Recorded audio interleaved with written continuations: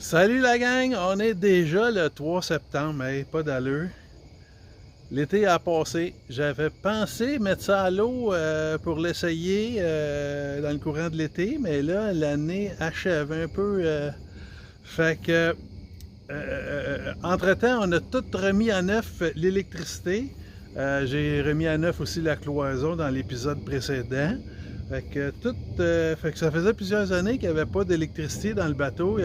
Fait que il n'y avait pas grand-chose qui fonctionnait. Fait que on regarde ça comment que j'ai remédié à ça. À plus.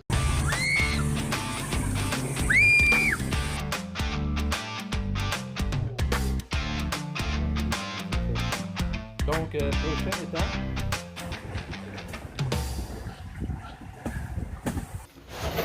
On est dans le Kirby 25 et puis on a réparé ce qu'on avait à réparer. Là, on est en train de faire l'étape Resto Mod.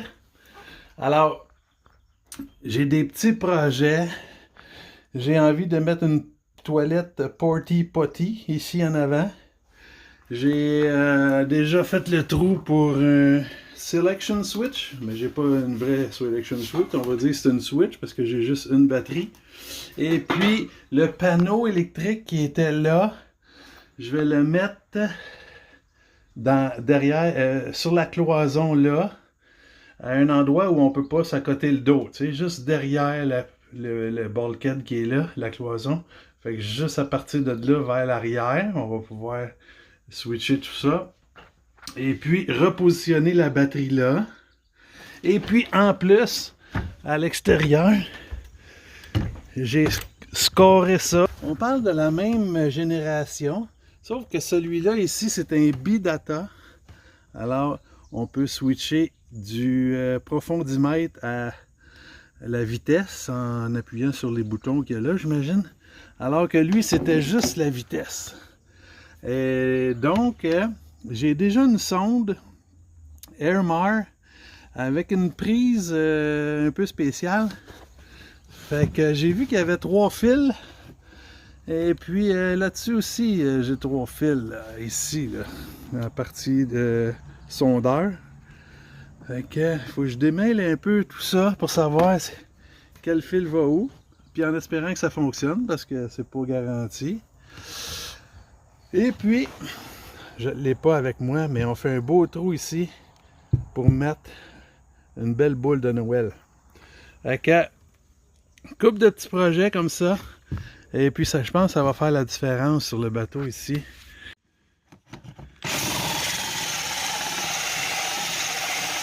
Bon ben, est-ce que tout le monde est assis? Parce que la voici, la voilà. Hein? Pas pire, hein? Fait qu'il l'appelle la tactique. C'est parce que t'as pas besoin de retenir le numéro, ça rose des vents. Tu dis bleu numéro 4. C'est par là qu'on s'en va. Ça va aller là. Puis en plus, la belle boussole, elle a un angle d'inclinaison ici, voyez-vous. Et que 2 in 1. Pas pire, hein? Alors, acheter un superbe panneau Blue Sea. C'est pas donné, mais vraiment, c'est la qualité. On n'a plus besoin de courroyer après les fusibles parce que on a maintenant des disjoncteurs. Alors, le disjoncteur, il fait en même temps la disjonction et l'interrupteur. Fait que ça fait ça. En plus, il y a des petites lumières qui indiquent lequel. Puis j'ai plein de beaux petits des petits collants qui vont aller à leur place. Fait que... Et puis, qu'est-ce qui est nouveau? J'ai jamais vu ça. Alors, un template, un gabarit de coupe pour le panneau Blue Sea. C'est la première fois que j'en vois un.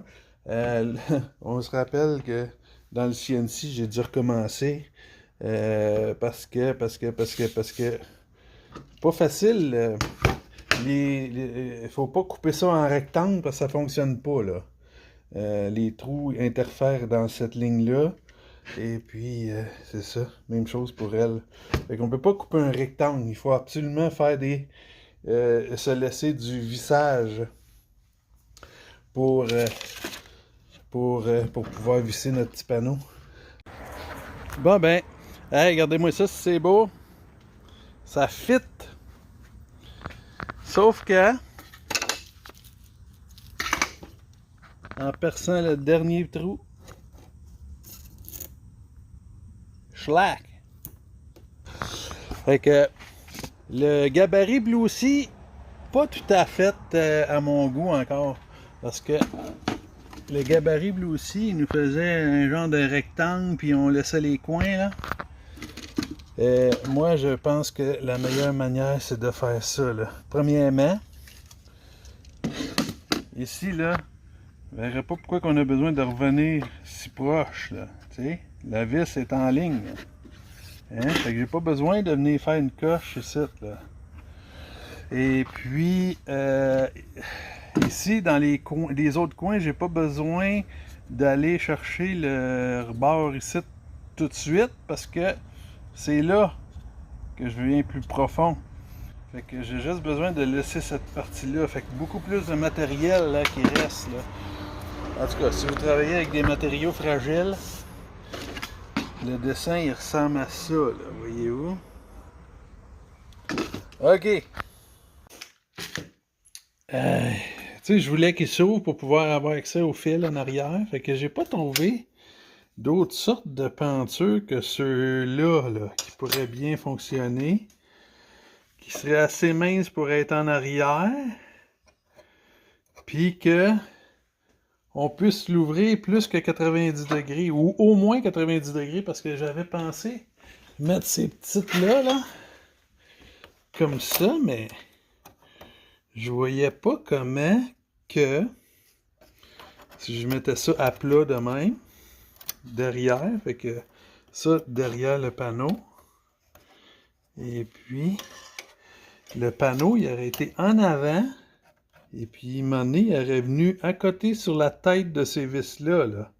Fait que je ne savais même pas si on allait ouvrir 90 degrés. Alors, fait que décidé d'acheter quand même ceux-là ici là, et quand commencer à monter ça. Me voilà en dessous du cockpit du Kirby 25. Et puis, j'ai changé un peu mon futur rack à batterie. Il était moins large, hein?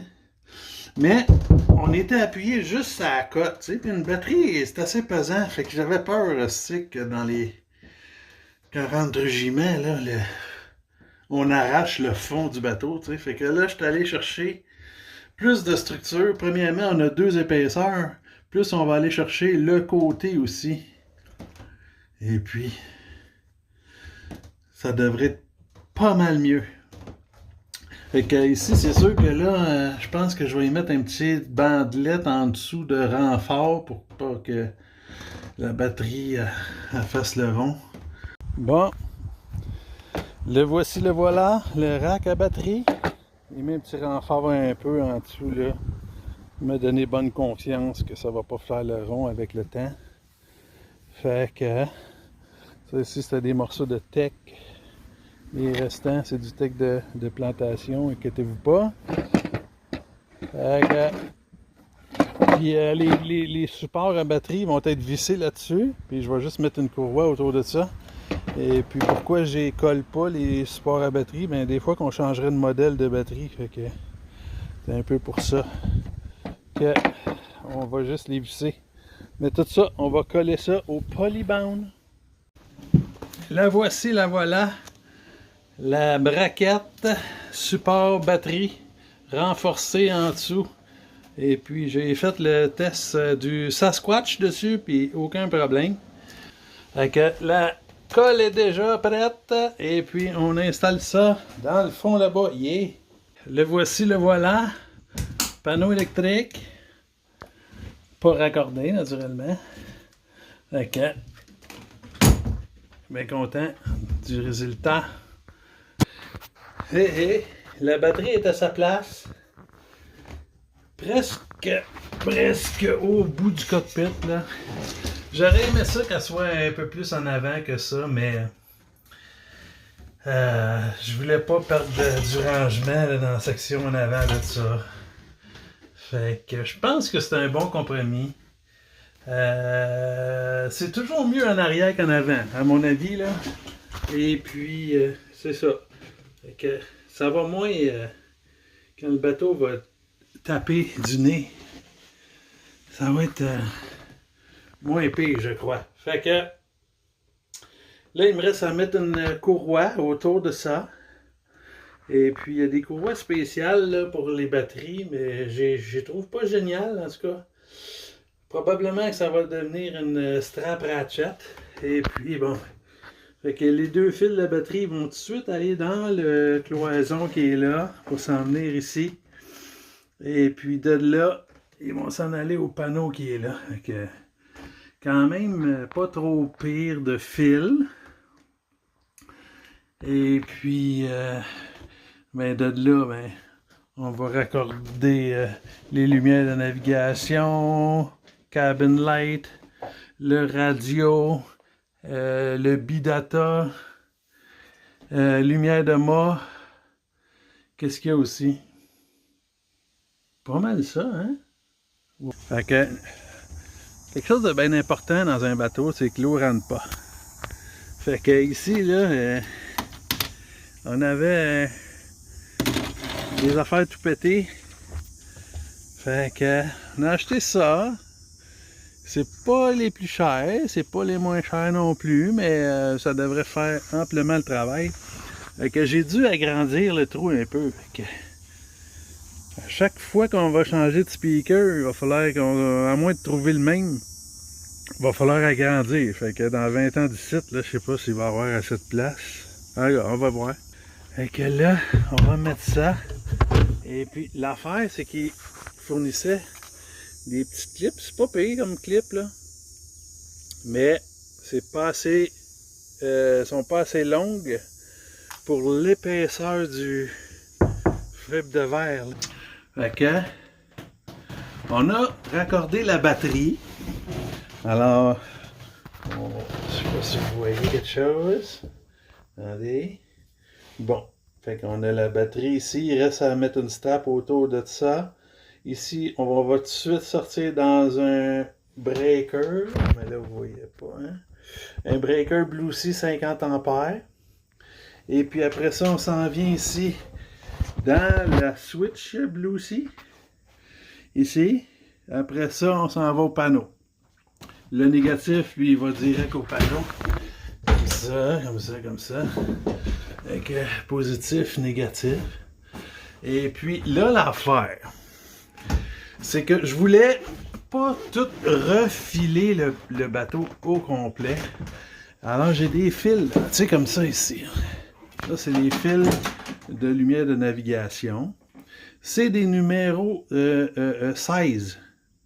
Alors, je pouvais pas garder les breakers 15 ampères sur du fil numéro 16, c'est pas correct parce que le fil ici pourrait chauffer avant que ça déclenche le disjoncteur.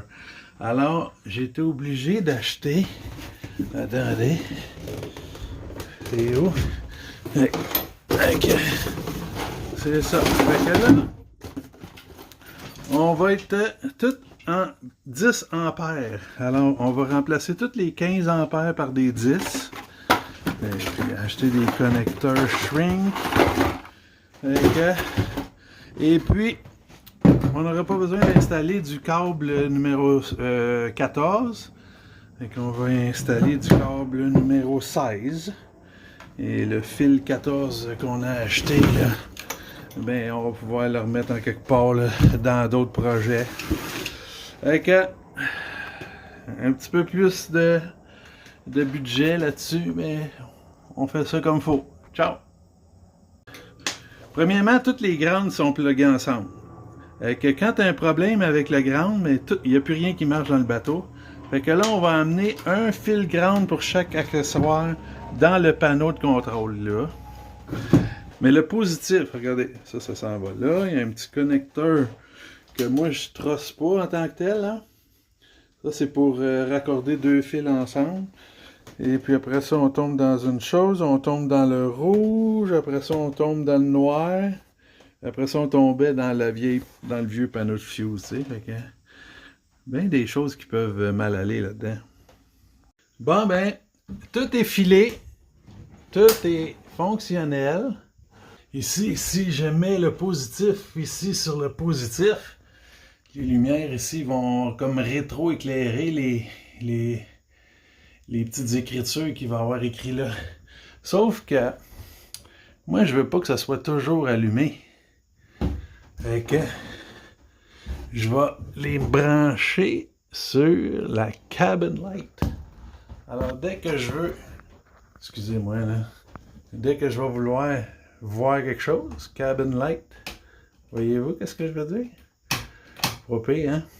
Puis il y a une autre affaire qui m'énerve, c'est que là, le radio, je veux pas laisser le fil, ça c'est pour toutes les mémoires de la programmation du radio.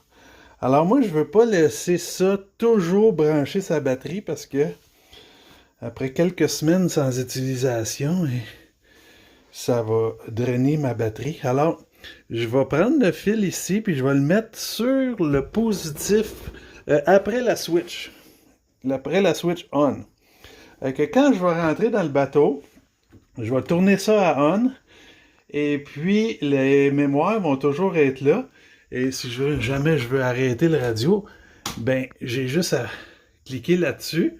Puis, mettons, pendant la fin de semaine que je vais être au bateau, ben, j'aurai pas besoin de refaire la programmation à chaque fois, tu sais. Que si je veux allumer le radio, au lieu d'aller chercher lequel des maudits petits pitons là-dessus qui fonctionne, on va juste faire ça, puis ça va retourner au même poste que c'était quand je l'aurai éteint. Fait que, sauf que là, je vais mettre une mini fuse, là, j'imagine. Ça dit pas combien d'ampères, peut-être 2 ampères. Un petit fuse link en ligne avec, puis me brancher sur le terminal là, ou peut-être aller sur le gros bus bar ici. Je sais pas trop encore. Ça revient comme au même. D'accord, c'est pas encore. Fait que on lâche pas. Puis là, ah oui, là j'ai mes mini connecteurs pour mes 2 sondes. Alors, 5 fils pour un, puis 3 fils pour l'autre. Et puis, j'ai acheté des plafonniers. Je voulais avoir des plafonniers avec, premièrement, au LED. Et puis, avec un interrupteur dessus. Ils sont très très jolis. Ça doit éclairer pas mal. C'est juste que je les trouve un petit peu gros. J'ai pas regardé les dimensions quand je les ai commandés. Fait que le but, c'était de mettre ça ici. Quoique, ça fait pas trop pire. Ça fait pas trop pire. Une là, une l'autre bord, puis une en avant juste là. Et peut-être une aussi du côté de la future toilette. Fait que j'ai ça va être ça qui est ça. Là, je suis content parce que là, j'ai branché mes fils de batterie. J'ai mis une fusible ici. J'ai mis ça direct sur le bus bar. Comme ça, j'allume la radio là. Et puis, je retombe sur le même poste que j'étais, tu sais, qui est pas pire. Fait que les mémoires vont rester là tant que j'ai pas fermé ça. On se comprend. Puis, j'ai fait toutes mes belles petites connexions ici, tous mes petits fils, toutes rentrées au bon endroit. Ça marche par code de couleur, assez facile. Fait que, tu sais, j'avais enlevé ça de même pour les faire. Ça allait bien. Pour me rendre compte que je peux pas mettre mon affaire. Les fils, il faut qu'ils passent dans les trous. C'est le fun. Bon, ben, le petit compartiment avant est fait. On a une belle petite lampe.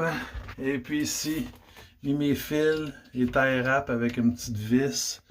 Tout ça. Fait que ça c'est les lumières de navigation. Puis j'ai mes cabin lights. Puis j'ai lumière de mât. Fait que 3 fils ici.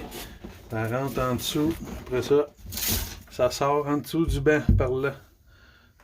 C'est ça qui est ça pour la chambre avant. Donc dans les travaux qu'on a fait ici, on a remis un nouveau plexiglas. On a remis du butyl tape autour. Là. Il reste un petit peu de nettoyage à faire.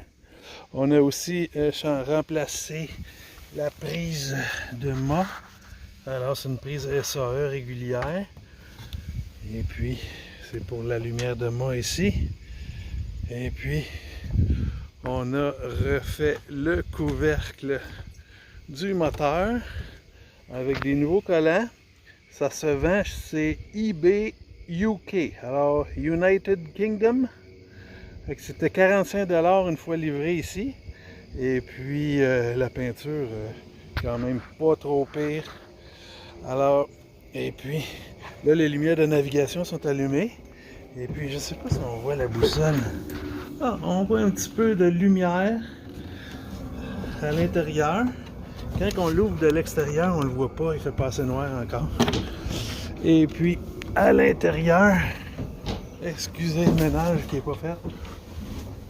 Donc, switch Blue aussi, mon radio qui fonctionne avec mes nouveaux haut-parleurs, je vous l'ai dit. Et puis, panneau électrique ici. Alors, avec les témoins qui sont allumés. Et qu'est-ce que j'aime, c'est que le rétroéclairage des composantes fonctionne avec mon cabin light. Et qu'on voit que c'est rétroéclairé. Attendez, on va voir mieux demain, hein? Oui. Alors, si on ferme cabin light, le rétroéclairage. Fait que j'ai installé un plafonnier ici avec la switch direct là, un autre plafonnier là, puis un autre plafonnier dans la salle en avant. Et puis, tout passer les fils ici. Fait que c'est ça, avec la batterie repositionnée en arrière. Fait que ça a été quand même un bon projet. Et je pense que ça vaut vraiment la peine. On a dépensé batterie, panneau, cabin light, fil, juste en électricité, sûrement un 1000 $ certain. Et puis avec le couvercle de moteur, la cloison, c'est ça, à peu près, on dépasse le 1000 $, ça c'est sûr. Mais pas tellement à plus, mais ça fait toute la différence ici dans le bateau. Ah oui, je vous ai pas montré mon bidata. Hein? Alors le bidata, alors c'est dur de tester le profondimètre, mais la vitesse ça fonctionne. Je me souviens plus que c'est quoi les pitons, il va falloir que j'étudie ça un peu. D'accord. On ferme la switch avec ceux qui sont les nouveaux abonnés. Je vous remercie beaucoup. À chaque fois que j'en vois un de plus, je suis surpris. Content de vous avoir dans mon aventure. Et puis je vous dis à la prochaine.